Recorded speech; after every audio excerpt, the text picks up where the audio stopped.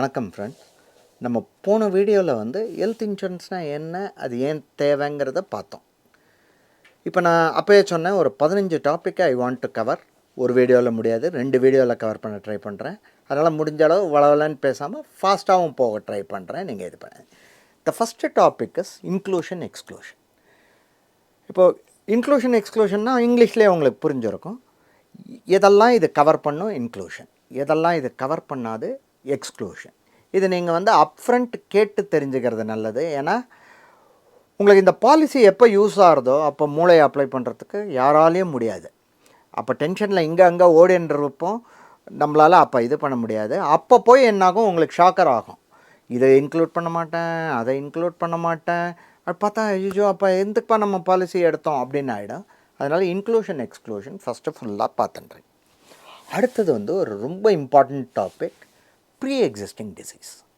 இப்போ pre existing டிசீஸ்னால் என்னென்னா, இந்த பாலிசி நீங்கள் ஃபஸ்ட்டு டைம் எடுக்கிறீங்க பார்த்தீங்களா, தோ ஹெல்த் செட் ஒரு வருஷத்துக்கு தான் ஹெல்த் பாலிசிஸ், பட் அது ஒரு ரோலிங்னு வச்சுக்கலாம். நீங்கள் ஒருத்தர்கிட்ட போய் முதல் வருஷம் எடுத்துட்டிங்கன்னா அவங்ககிட்டே 2வது வருஷம் 3வது வருஷம் அப்போ தானே உங்களுக்கு அந்த கேரி ஃபார்வர்ட் பெனிஃபிட்ஸும் வரும். நீங்கள் வருஷம் ஒருத்தர்கிட்ட இவன்கிட்ட இன்னைக்கு கம்மியாக இருப்பா, அவன்கிட்ட அன்றைக்கி கம்மியாக இருப்பான்னு போயிட்டிங்கன்னா இந்த கேரி ஃபார்வர்டு வராது. ஸோ இந்த ரோலிங் போகும்போது என்ன ஆகும்னா, இந்த ப்ரீ எக்ஸிஸ்டிங் டிசீஸ் என்ன சொல்லிடுவான், முதல் 4 வருஷத்துக்கு ஒஸ்ட் கேஸ், மோஸ்ட்டாக 3, ரேராக 2 கூட குறைச்சிக்கிறா. ப்ரீ எக்ஸிஸ்டிங் டிசீசஸ் வந்து உங்களுக்கு முதல் 4 வருஷத்துக்கு நீ அதில் கிளைம் பண்ண முடியாது. அதாவது என்னென்னா, இப்போ எனக்கு வந்து ப்ளட் ப்ரெஷர் கொஞ்சம் ஹை ப்ரெஷர்ப்பா அப்படின்னா it's a pre existing disease. நான் உள்ளே போயிட்டேன். 35 வயசுலேயே எனக்கு ப்ளட் ப்ரெஷர் கொஞ்சம் அதிகம், நான் மாத்திரை சாப்பிட்டுருக்கேன். 50 வயசில் தான் எனக்கு ஆஞ்சியோபிளாஸ்ட் தேவைப்படலாம். அப்போ 15 வருஷத்துக்கு நான் இன்சூரன்ஸ் பாலிசிஸ் எடுத்துட்டுருப்பேன். 15வது வருஷம் அவன் வந்து ஆஞ்சியோபிளாஸ்ட் வரும்போது கொடுத்துருவான். பட் இந்த 35 வயசில் நான் எடுத்துடுறேன், 36வது வயசுலேயே எனக்கு வந்து ஆஞ்சியோபிளாஸ்ட் தேவைப்படுறதுன்னு வச்சுக்கோங்க, கவர் பண்ண மாட்டான். ஏன்னா அவன் என்ன சொன்னான், இது ப்ரீ எக்ஸிஸ்டிங் டிசீஸ்ப்பா, நீ உள்ள வரைச்சே உனக்கு இருந்தது. ஸோ எதெல்லாம் ப்ரீ எக்ஸிஸ்டிங் டிசீஸ்னு அவங்க டிஃபைன் பண்ணுறாங்க, அது நமக்கு இருக்கா இல்லையாங்கிறத சொல்லிடணும். இப்போ சொல்லலை வச்சுக்கோங்களேன், then we get in to trouble. மொத்த கிளைமே ரிஜெக்ட் பண்ணி விட்ருவாங்க. உங்களுக்கு அது கான்சிக்வென்ஷியலாக இருக்கலாம், இதுவாக இருக்கலாம். ஸோ முடிஞ்ச அளவு இது நியாயமாக சொல்லிடுறது பெட்டர். மறைக்கிறதுல நமக்கு பெரிய அட்வான்டேஜ் கிடையாது. அடுத்தது வந்து வெயிட்டிங் பீரியட். வெயிட்டிங் பீரியடுங்கிறது என்னென்னா, ஜென்ரலி ஒரு 30 நாள். நீங்கள் இன்றைக்கி போய் பாலிசி எடுக்கிறீங்க, உங்களுக்கு போகாத வேலை, இன்றைக்கி பாலிசி எடுத்தோன்னா நாளைக்கு வந்து மலேரியா வந்துடுறதுன்னு வச்சுக்கோங்க, கவர் ஆகுமான்னா அவள் என்ன சொல்கிறா, 30 நாளைக்குன்னு கொஞ்சம் வேரியேஷன்ஸ் இருக்கும் அந்த இதில். அடுத்தது வந்து ஆக்சிடெண்ட்டு. நான் எப்படிப்பா சொல்ல முடியும், மலேரியா வருது இல்லை ஒரு இந்த இது வருது, 30 நாள் வெயிட்டிங் பீரியட் சொல்கிறேன், எனக்கு புரியுறது. முன்னாடியே அந்த மலேரியா இப்போ இது வைரஸ் எனக்கு உள்ளே வந்திருக்கணும், அதனால தான் அடுத்த நாளே வந்துடுது, நீ வெயிட் பண்ண வெயிட்டிங் பீரியட்னு சொல்கிற, ஒத்துக்கிறேன். ரோட்டில் ஆக்சிடெண்ட் ஆகிடுதுன்னா அதை கொடுக்க மாட்டியான்னா அதுக்கெல்லாம் கொஞ்சம் சேஞ்சஸ் கொடுப்பாங்க. ஸோ இந்த வெயிட்டிங் பீரியடுங்கிறது என்னன்னு புரிஞ்சுக்கணும். அதில் என்னெல்லாம் வந்து எக்ஸ்க்ளூட் ஆகும், என்னத்துக்கெலாம் வெயிட்டிங் பீரியட் இருக்குங்கிறத நீங்கள் புரிஞ்சுக்கணும். அடுத்தது வந்து ரூம் ரெண்ட் லிமிட். நம்ம ஏற்கனவே பார்த்தோம் இல்லையா, நம்ம ரூம் ரெண்ட் கொடுப்பாங்களா அப்படின்னா, நம்ம எடுக்கிற பாலிசி டேர்ம்ஸ் நம்ம என்ன பண்ணிடுறோம், எது சீப்பஸ்ட்னு பார்த்து வாங்கிடுறோம். அவன் சீப்பஸ்ட் என்ன சொல்லிவிடுவான், உனக்கு வந்து இது வந்து ட்வின் ஷேரிங், அதுவும் 2500 மேலே இருந்தால் கொடுக்க மாட்டேன்னு சொல்லிட்டு இதை குறைச்சிடுவான், ப்ரீமியம் குறைச்சிடுவான். இன்னொருத்தன் என்ன பண்ணுவான், நான் உனக்கு ரூம் ரெண்ட் எவ்வளோ வேணால் தரம்பா அப்படிம்பா. இதை போல் ஒரு 20% தான் கூட இருக்கும். நம்ம வந்து 20% கூட டேர்ம்ஸை பார்க்காம இந்த சீப்பரை எடுத்துருவோம், அப்புறம் ஆடி வாங்குவோம். அதனால் இதெல்லாம் நீங்கள் பார்த்து இதை பார்த்துக்கணும். அடுத்தது வந்து கோபேமெண்ட் கிளாஸ் அப்படின்னு இருக்கு. இந்த கோபேமெண்ட்னால் என்னென்னா,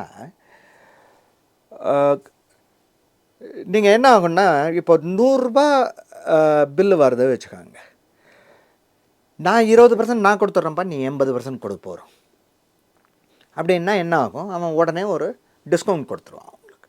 இந்த கோபேமெண்ட் லிமிட்டை, இந்த கோபேமெண்ட் லிமிட் ஆர் கிளாஸ் எடுத்துட்டிங்கன்னா உங்களுக்கு ப்ரீமியம் குறையும். பட் அன்றைக்கி பணம் கட்டும்போது என்ன ஆகுன்னா, இப்போ ஒரு 2.5 லட்சம் செலவாகிறது வச்சுக்கோங்களேன், நீங்கள் 50,000 கட்டினா அவன் 2 லட்சம் கொடுப்பான். ஸோ உங்களுக்கு என்ன இது வருதோ அன்றைக்கி நீங்கள் 50,000 கட்டணும். இது வந்து ஒரு ட்ரேட் ஆஃப். இன்றைக்கி எனக்கு ப்ரீமியம் இவ்வளோ குறையிறது வர்சஸ் ஏதாவது பிரச்சனை வந்ததுன்னா வருதுங்கிறது. இது வந்து கோபேமெண்ட் கிளாஸ் பார்த்துக்கங்க. இது அடுத்தது வந்து சப்லிமிட்ஸ். சப்லிமிட்ஸ்னால் என்னென்னா, ஒரு பாலிசியில் என்ன ஆகும், இதை இவ்வளோ தான் கவர் பண்ணுவேன்னு அவன் முதல்ல சொல்லிவிடுவான். எனக்கு 10 லட்சத்துக்கு நான் பாலிசி எடுத்தேனேப்பா, பட் இந்த பர்டிகுலர் ரூம் ரெண்ட் வந்து எனக்கு வந்து நீ 20%க்கு மேலே போகாதுங்கிறியே அப்படின்னா, அது சப்லிமிட் சார். நீங்கள் படிக்கலையா? இதோ கீழே போட்டிருக்கு பாருங்கள். உங்களுக்கு இதை நீங்களும் படிக்கலை, உங்கள் ஏஜென்ட்டும் படித்து காட்டல. அதுக்கு நாங்கள் என்ன சார் பண்ணுறது, இதுக்கு கம்பெனி பொறுப்பாகாது அப்படின்னு சொன்னாங்கன்னு வச்சுக்கோங்களேன், அன்றைக்கி உங்களுக்கு பிரச்சனை வரும். அதனால் ஃபஸ்ட்டு வந்து நீங்கள் இந்த சப்லிமிட்ஸ் வந்து என்ன, அது உங்களுக்கு அப்ளிகபிளாக இல்லையான்னு பார்த்து வச்சுக்கிறது ஒரு விதத்தில் நல்லது. அடுத்தது வந்து நெட்வொர்க் ஹாஸ்பிட்டல்ஸ். முன்னாடிலாம் என்ன இருந்தது, கம்ப்யூட்டர்ஸ் அவ்வளோ இன்டர்நெட் அவ்வளோ இது கிடையாது. இப்போ வந்து இன்டர்நெட்டும் இதுவாக வந்துடுது. நெட்வொர்க் ஹாஸ்பிட்டல்ஸ், கார்ப்பரேட் ஹாஸ்பிட்டல்ஸ் நிறையா வந்துடுது. So network hospitals. ஸோ என்ன ஆகும், ஒரு இந்த ஹெல்த் இன்சூரன்ஸ் கம்பெனியும் அவங்க வந்து என்ன பண்ணிவிடுவாங்க, ஹாஸ்பிட்டல்ஸை வந்து இது அசஸ் பண்ணி இந்த ஹாஸ்பிட்டல் நல்ல ஹாஸ்பிட்டல்ப்பா, நம்ம இதில் போட்டுடலாம். ஸோ இந்த இன்சூரன்ஸ் கம்பெனிக்கு என்ன ஆகுது, நீங்கள் போய் பாலிசி எடுக்கும்போது, ஏய் 250 ஹாஸ்பிட்டலுக்கு நெட்வொர்க் ஹாஸ்பிட்டல் இருக்காப்பா, நமக்கு என்ன பிரச்சனையானாலும் நம்ம போய் அன்றைக்கி போய் பர்ஸை எடுத்துன்னு வர மாட்டோம் இதுன்னு இல்லாமல், நம்ம ஃபோன் நம்பரை சொன்னால் அவள் ஃபோன் நம்பரை பார்த்து பாலிசியை பிடிச்சி நம்மளை அட்மிட் பண்ணிவிடுவா, கேஷ்லெஸில் உள்ளே போகலாம். ஸோ நம்ம பார்ப்போம் யாருக்கு நிறையா நெட்வொர்க் ஹாஸ்பிட்டல் இருக்குது. இன்றைக்கி வந்த ஒரு இன்சூரன்ஸ் கம்பெனி கம்மி நெட்வொர்க் ஹாஸ்பிட்டல் இருக்கும். ஒரு 20 வருஷமாக ஹெல்த்துலேயே இருக்கிறவன் அவன் நன்னா பண்ணின்னு இருக்கான்னா அவன் நிறையா நெட்வொர்க் ஹாஸ்பிட்டல் வச்சுருப்பான்னு வச்சுப்போம். ஸோ இந்த நெட்வொர்க் ஹாஸ்பிட்டல்ஸ் எவ்வளோ இருக்குது, உங்கள் ஊரில் இருக்கா? சரி, நீங்கள் ஒரு மெட்ரோபாலிட்டன் சிட்டியில் இருக்கீங்க, நம்ம தமிழில் பேசுகிறோம், அதனால் தமிழ் சிட்டிஸ் எடுத்துப்போம். சென்னை, ஈரோடு, கடலூர், மதுரை, திருச்சி, கோயம்புத்தூர் நல்ல நெட்வொர்க் ஹாஸ்பிட்டல் இருக்கும்.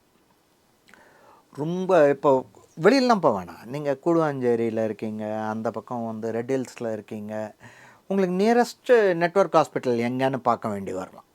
இட் இஸ் நாட் கிராமம் மட்டும் இல்லை, நீங்கள் வந்து நகரத்தோட அந்த அவுட்ஸ்கட்ஸில் இருந்தீங்கனாலே உங்களுக்கு நியரஸ்ட்டு நெட்வொர்க் ஹாஸ்பிட்டல் என்னன்னு இருக்கும். இப்போலாம் கார்ப்பரேட் ஹாஸ்பிட்டல்ஸ் எல்லா இடத்துலையும் இருக்குது. So I am assuming network hospitals உங்களுக்கு பெரிய பிரச்சனை இருக்காதுன்னு. அடுத்தது வந்து கிளைம்ஸ் ப்ராசஸ். இப்போ என்ன ஆகும்னா, நீங்கள் கிளைம் ப்ராசஸ் பண்ணுறதே ஒரு பெரிய வேலையாக போயிடுத்து வச்சுக்கோங்களேன். அண்ட் அதில் வராமல் போயிடுத்தன்னா உங்களுக்கு தெர் இஸ் அ பிக் இது. ஸோ கிளைம் ப்ராசஸ் என்னன்னு பார்த்துக்கணும். எந்த கம்பெனி கொடுக்குற பாலிசியில் கிளைம் ப்ராசஸ் ஈஸியாக இருக்குன்னு பார்த்து, அதுக்காக நீங்கள் கிளைம்ஸில் வந்து ஒரு பெரிய எக்ஸ்பர்ட் ஆனோன்னு அவசியம் கிடையாது. உங்களுக்கு நிறையா இதில் சொல்யூஷன்ஸ் வந்துடுது. ஸோ தேர்ட் பார்ட்டி அட்மினிஸ்ட்ரேட்டர் டிபிஏம்பா. ஸோ யார் டிபிஏ, நல்ல டிபிஏவா, அவங்க இருக்காங்களா?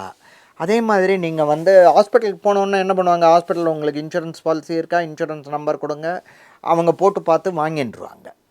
இல்லைன்னா உங்ககிட்ட அட்வான்ஸ் கேட்பாங்க.